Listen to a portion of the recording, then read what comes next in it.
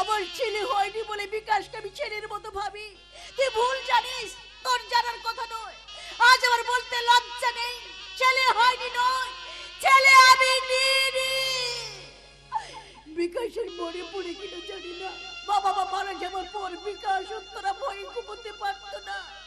আমাদের দুজনের মাঝখানে শুয়ে থাকতো। শুয়ে থাকতো তো থাকতো, তাতে কি হয়েছে? বিকাশ উত্তর আর কিছু হয়নি, আমাদের অনেক কিছু হয়ে গেছে। ওদের দুজনকে মাঝখানে রাখতে রাখতে আমাদের মাঝে কাউকে আনতে পারিনি। বাবা, চোখ দিয়ে জল ঝরে গেল। বেশি চোখের জল ঝরিয়ে দিও না বড় গিন্নি।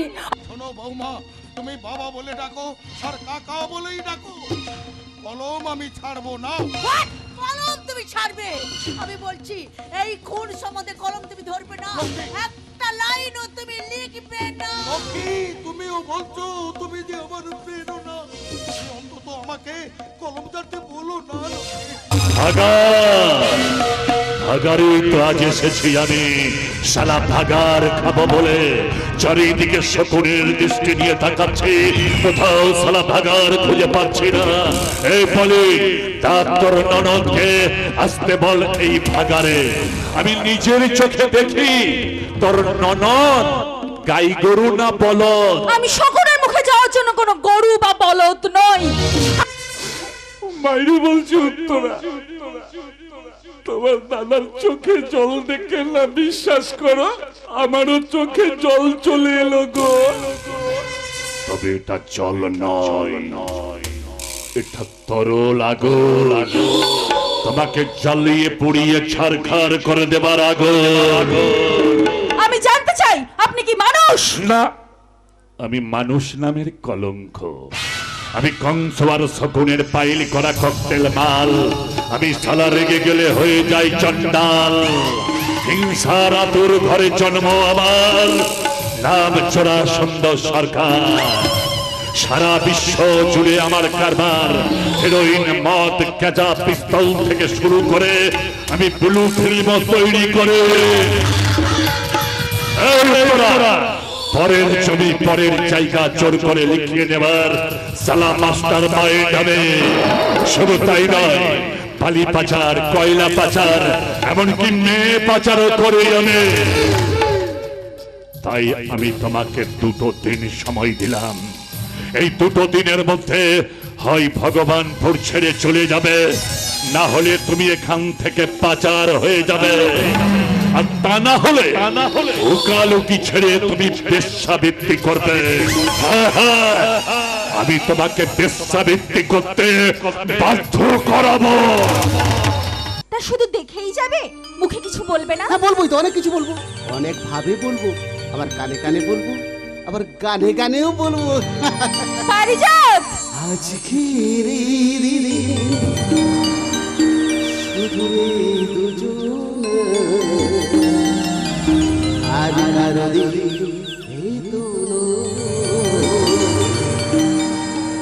আজকে রে শুধু দুজন আর কারো দিলে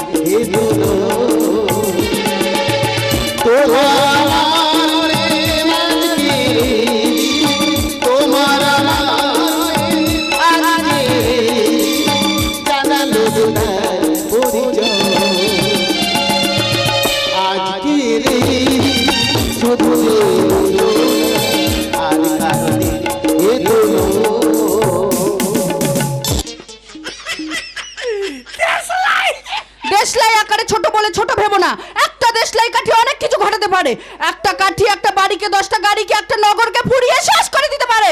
আমি হলাম সেই দেশলাই কাঠি। হাঁটি হাঁটি পা পা করে এই বাড়িতে প্রবেশ করলাম, আর প্রস্থান করব মালিকের সবচেয়ে দামি গাড়িটাই চড়ে। তার মানে তুই তোর না, আমি কুয়াশাচ্ছন্ন শীতের ভোর, কিছুটা পরিষ্কার কিছুটা অন্ধকার। ভয় পেয়ে গেলে গোবর্ধন? ভয় পেও না, এই বাড়ি থেকে বেরুলে তোমাকে নিয়ে বেরোবো হাত ধরে পায়ে হেঁটে, বুঝলে নাটি বাই? বলের কথা বলবো কালে, বসতে চাইলাম ছুটে দিলে। চাকরিটা আমার হবে তো? হবে বলে হয়ে বসে আছে, খাতা খাতা জমা দিলেও হবে, তবে এর জন্য তোমাকে কোনো পয়সা কলি দিতে হবে না, যদি একটু ভালোবাসা দিলেই হবে। তবে তার আগে তোমার একটা মাপ নিতে হবে। এই কিসের মাপ? না, হাইট আর ডেপ্থের মাপ। সইটা করে দাও মামি। করবো না। করবে করবে মামি। আর যদি সই না করো তাহলে তোমাকে আজকে আমি তোমার বাড়িতে দাঁড়িয়ে বলে যাচ্ছি, তোমার এই পেট্রোল পাম্পের পেট্রোল দিয়ে আমি তোমাকে পুড়িয়ে ছাই করে দেবো মানে। সইটা করে দাও মানে। হ্যাঁ মানলাম, সই করে দাও, সইটা করে দাও মানে। করবো না, তোমাকে যতবারই নাই সই আমি করবো না। আমি মা স্নেহ মায়া মমতা ভালোবাসা, পৃথিবীর সবচেয়ে বেশি নেশা আছে মায়ের ভালোবাসায়। সেই ভালোবাসা কোনোদিন ব্র্যান্ডের হয় না বাবা। স্নেহ মায়া মমতা ভালোবাসা কোনো দোকানে কিনতে পাওয়া যায় না। ভুল বললে তুমি, ভুল বললে। স্নেহ মায়া মমতা ভালোবাসা মা বাবা সব কিনতে পাওয়া যায় গো মামি। যদি কিনতে না পাওয়া যেত তাহলে বাংলাদেশ থেকে পালিয়ে এসে ওই বাংলাদেশি গুলো আমাদের ভারতে ঢুকে মা বাবা ভাড়া নিয়ে তাদের ভোটার কার্ড আধার কার্ড গুলো পাল্টে নিতে পারতো না গো মামি। খুলে দাও। বাচ্চারা দাও জানোয়ারের দল, আমাকে যেতে দাও। কোথায় যাবে সুন্দরী? আদালতে? না, তোমাদের জন্য ফাঁসির দড়ি কিনতে। আরে তোমার এই ওড়না থাকতে শুধু শুধু ফাঁসির দড়ি কিনবে কেন? আর শুধু শুধু আদালতেই বা যাবে কেন? আদালতে যাওয়া মানে তো কাঠ করা, দাঁড়ানো, তথ্য প্রমাণ পেশ করা, পুলিশের জেরা করা, আর সব শেষে জজ সাহেবের রায় দেওয়া। অনেক লম্বা প্রসেস। তার থেকে এক কাজ করো, তোমার এই ওড়নাটা খুলে দাও, কোনো কাজ থেকে ঝুলে পড়ি। তুমি বড্ড বোকা গুরু। পর্ণর পোশাক কেউ কি খুলে দেয়? খুলে নিতে হয়। তুমি না পারলে আমাকে অর্ডার দাও। খবরদার, একদম ফালতু কথা বলবে না। এই সত্যি তো, ফালতু কথা বলে ফালতু ফালতু সময় নষ্ট কেন করছিস? তুই এক কাজ কর, ওর ফাইলটা কেড়ে নিয়ে কাগজগুলো ছিঁড়ে দে, আমি ওর মোবাইলটা কেড়ে নিচ্ছি।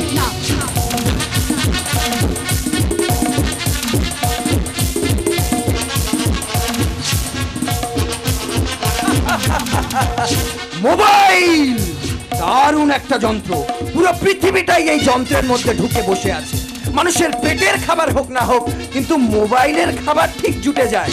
যে মোবাইল মানুষের পেটের খাবারে ভাগ বসায়, যে মোবাইল ইয়াং জেনারেশনকে ধ্বংস করে দিচ্ছে, যে মোবাইল লক্ষ লক্ষ শিশুর চোখ নষ্ট করে দিচ্ছে, সেই মোবাইলকে আমি ভেঙেই ফেলবো। আমার মোবাইল থাকবে না। মোবাইল তো ভাঙতেই হবে, কারণ খুনের দৃশ্যটা তো এর মধ্যেই লুকিয়ে আছে। আর তাছাড়া একটু পরে আমি তোমাকে ভেঙে ঘুরিয়ে দেবো। এই বিকাশ, কি বললি? কি বললি তুই? তোর সাথে কথা বলতে গেলে আমাকে ভাবনা চিন্তা করে কথা বলতে হবে। ওরে বিকাশ, তাহলে তুই ছোটবেলায় কেন বলিসনি রে ভাই? দাদা, এত কষ্ট করে আমাকে লেখাপড়া শেখাচ্ছ, লেখাপড়া শিখে আমি মানুষ না হয়ে পশু তো হতে পারি। বল না, সেদিন কেন বলিসনি বল? আমি যখন তোকে স্নান করিয়ে দিতাম, খাইয়ে দিতাম, ঘুম পাড়িয়ে দিতাম, তো কেন বলিসনি ভাবনা চিন্তা করে খাওয়াও বৌদি, ভবিষ্যতে তোমাদের না খেতে দিতে পারি, তোমাদের চোখের ঘুম কেড়ে নিতে পারি। তাহলে আমি একটা কীর্তনী করি। হরে কৃষ্ণ নাম দিল প্রিয় বলরাম, রাখাল রাজা নাম ডাকে ভক্ত শ্রীরাম। হরে কৃষ্ণ নাম দিল প্রিয় বলরাম, রাজা নাম ডাকে শ্রীরাম। কীর্তন বন্ধ করুন। সে যেই আসুক, এই হরিবাসরে সবার আসার অধিকার আছে। তাকে ভিতরে আসতে বল। মনের কথা বলবো কালে। আরে অন্যদেরকে গিয়ে বল আমি এখন ভাবের ঘরে আছি। গিলেতে গলা পর্যন্ত গিলেতে, আর মনের কথা বলা যাবে না। বেচারা উত্তরা আম পারতে পারে না, চলে এসেছে চাঁদ পারতে। হাতিটা বন্ধ করুন, পালেন তো একটু কাঁদুন। কাঁদবো কোন দুঃখের হারামজাদা? আমি কাঁদতে জানি না, আমি কাঁদাতে জানি। শোন গোবর্ধন, তোর পিসির বংশের বাতিগুলোকে না এবার আমি। সে তো অনেক পালে, নতুন বউটা দিয়ে ঢুকে গেল পিতিল ঘরে। নতুন বউ মানে কাল বউ? হেমন্ত দা লাল বেনারতি থালি বলে সদর দরজা দিয়ে ঢুকে গেল। আর সেই হেমন্তের বউটাই তোর পিছনে এসে লাথি মেরে গেল। হারামজাদা, হেমন্ত বিয়ে করতে যাবে কোন দুঃখে? হ্যাঁ তা তো বটে, হেমন্তটা বিয়ে করবে কোন দুঃখে? তার তো আগে পিঠে মেয়ে আছে, বিয়ে করবো তো আমি, আমার বইয়ের দরকার। আচ্ছা মালিক বাবু, হ্যাঁ, বল। আমার কি বিয়ে হবে না? হবে রে হবে, তোর বিয়েটা ওই মোহিনীর সাথেই হবে। ওই মালাই তো হবে তাহলে। তাহলে একটা গোপন খবর বলি। বল বল। ওই বউটা বউ নয়, তবে কি? বউ ভূত। ওরে বাপরে, হেমন্তটা বিয়ে করলে ওকে গোলা টিপে মেলে দিয়েছিল, আর সেই ভূতটাই এখানে চলে এসেছে। আর সেই বউ ভূতটাই তোর পিছনে আবার লাথি মারছে। ওরে হারামজাদা, গিয়ে দেখ, কারোর বাড়ির বউ হয়তো সাহায্য চাইবার জন্য আমার বাড়িতে এসেছে।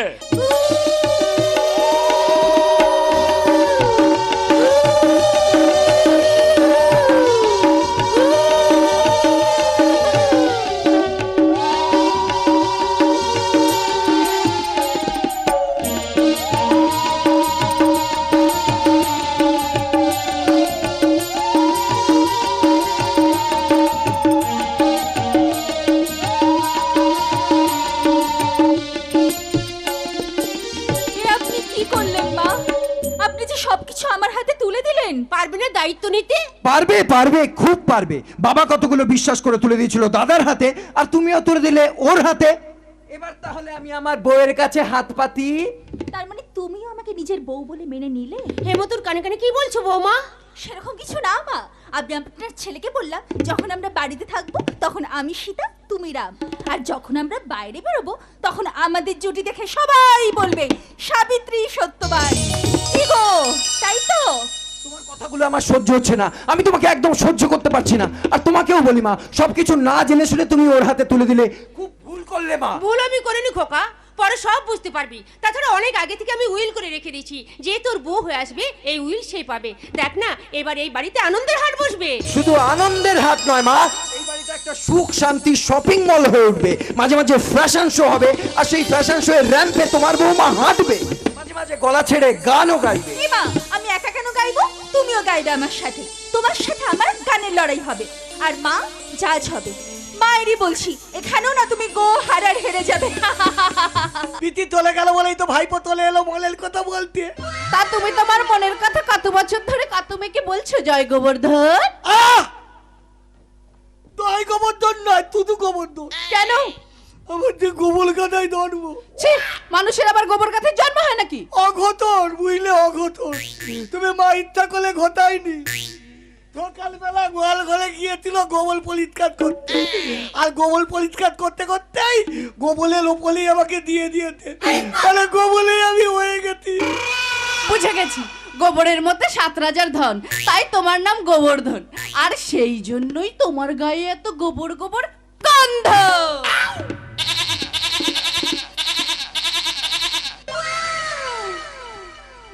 মনের কথা বলবো কালে, থালা বাবুও বলে এও বলে।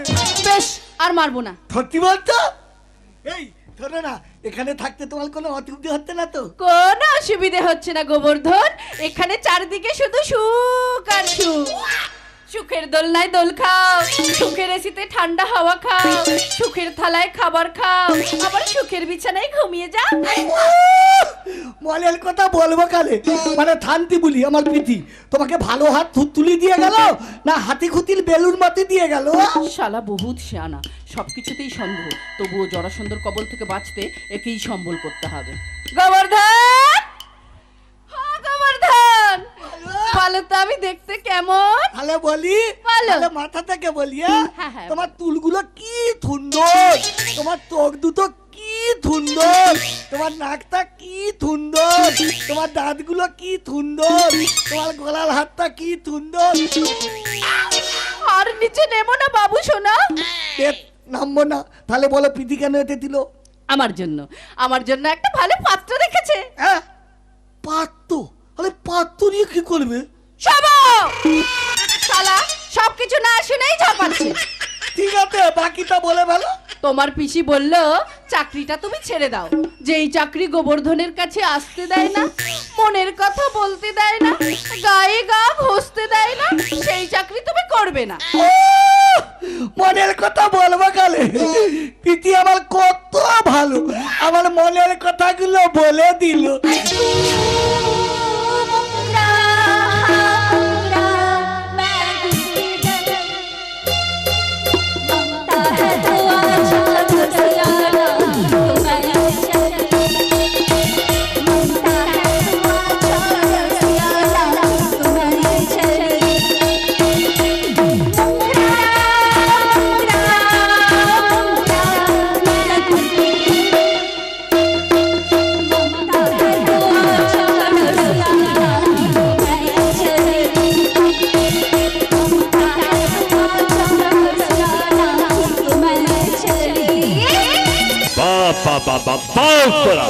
দারুণ অ্যাক্টিং করেছো, দারুণ অ্যাক্টিং করে ঘরের নাগরটাকেও ঠিক রেখেছো, বাইরের নাগরটাকেও ঠিক রাখলে, আবার আমার হঠাৎ কোম্পানিটাকেও বাঁচিয়ে দিলে।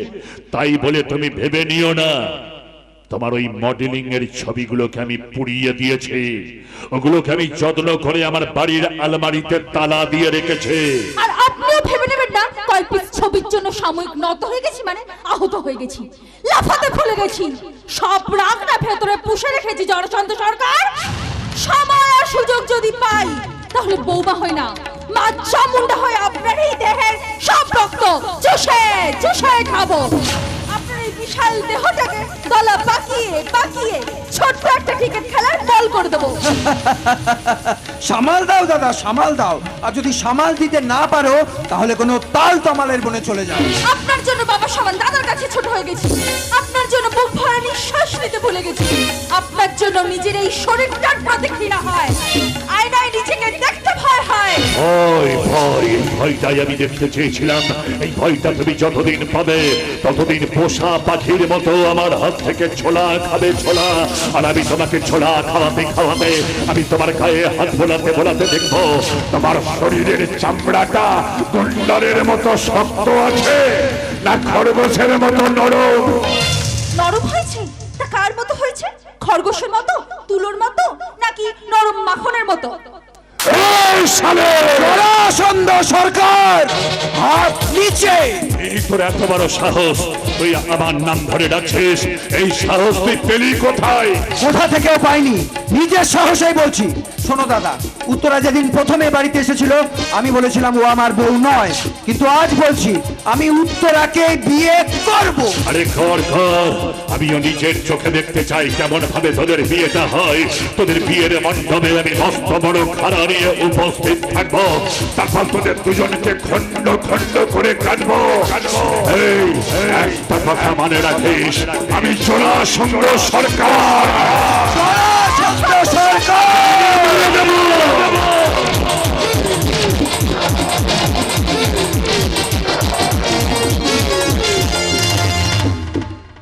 বলে দেবো খালি বলে দেবো, এই ঘর থেকে বেরোতে পারলে পুলিশকে সব বলে দেবো। পুলিশকে যদি সবকিছু বলে দেবে তাহলে পুলিশের গাড়ি থেকে পালিয়ে এলে কেন? আর পালিয়ে যদি এলে এখানে এলে কেন? জরাসন্ধকে মারতে এসেছিলাম আর বিজয়ের কাছে ধরা পড়ে গেলাম। তুমি কেন এলে এখানে? কি করে ঢুকলে এই ঘুম ঘরে? তোমার জামিন করানোর জন্য আদালতে যাচ্ছিলাম, পুলিশের গাড়ি থেকে পালিয়ে গেছে শুনে মাথা কাজ করছিল না। পথে চলতে চলতে কখন যে হঠাৎ ব্যাংক কোম্পানিতে চলে এসেছে বুঝতে পারিনি। বিজয় তোমার সাথে দেখা করিয়ে দেবে বলে আমাকেও গুম ঘরে আটকে দিল। আচ্ছা, এখান থেকে বেরোনোর কোনো পথ নেই? আছে রে ফলি, তবে বাড়ি যাবার পথ নয়, সোজা স্বর্গে যাবার পথ। তার আগে বল শয়তান, কেন কেন প্যাকেটের মধ্যে হেরোইন রেখে আমার স্বামীকে পুলিশের হাতে ধরিয়ে দিলি?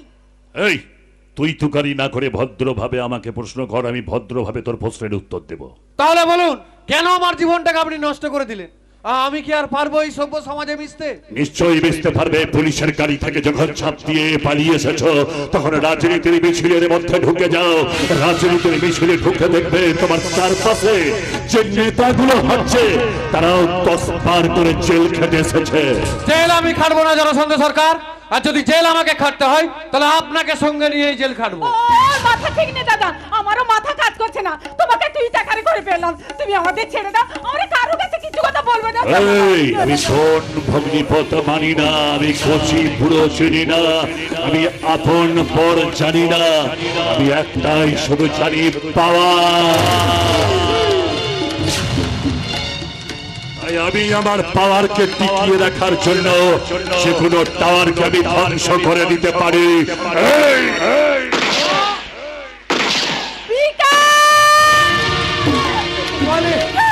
বলি তুমি তুমি এখান থেকে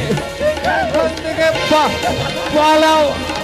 ফলে লোভ, এই লোভী মানুষগুলোকে আমি কিছুতেই সহ্য করতে পারি না। তাই আমার বিচারে আপনার বেঁচে থাকার কোনো অধিকার নেই। আপনাকে আমি পৃথিবী থেকে সরিয়ে দিলাম।